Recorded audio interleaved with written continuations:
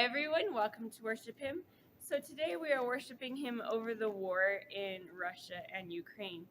If you didn't know, things have heightened because the US, for some reason, gave Ukraine permission to use long-range missiles into Russia, and now Putin has threatened nukes, which could lead to World War III. But we're praying against that today because, God doesn't want World War III.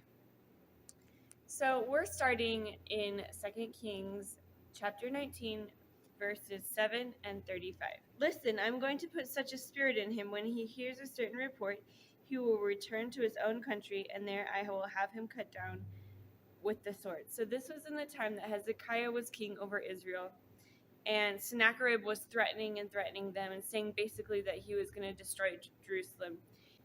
The prophet Isaiah spoke to Hezekiah and says, word of the Lord, he said, look, I'm gonna send a message to him, and that message is gonna make him retreat, basically.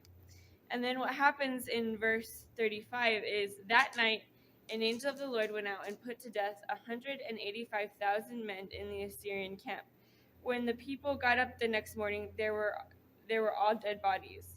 So Sennacherib, the king of Assyria, broke camp and withdrew. He returned to Nineveh and stayed there.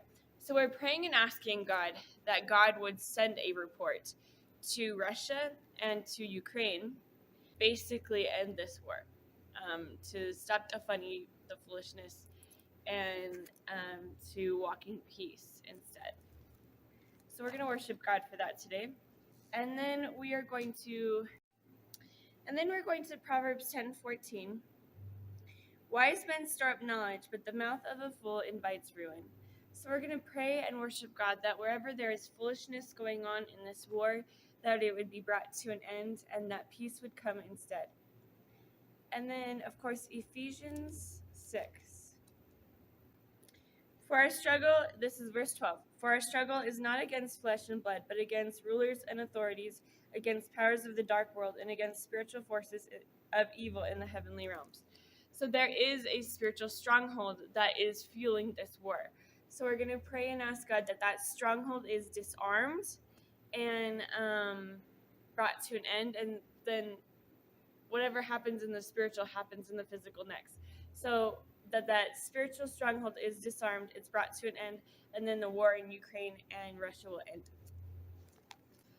The horse is made ready for the day of battle, but the victory rests with the Lord. So we're worshiping God today because, victory is the Lord's. And so even though there's war, even though there's rumors of war, victory belongs to the Lord. So we're going to worship him, that his victory is coming to pass on the earth today and bringing an end to this war. What you have said in the dark will be heard in the daylight, and what you have whispered in the ear will be in the inner rooms will be proclaimed from the roofs. So we're also going to worship God that if there is any secret plan going on that we don't know about, that it would be exposed and it would be brought out into the open, so that this war is brought to peace and the people in Ukraine and Russia can get back to really living, because there is prosperity and peace, and that is what is being forsaken right now. And then we're looking at Psalms 19:21. Many are the plans of man's heart, but it is the Lord's purpose that prevails. So we're worshiping him today that it is the Lord's purpose that prevails and not the plans of man. Because God knew about the plans of man before the man planned these plans. Thank God he's smart. Thank God God is smart.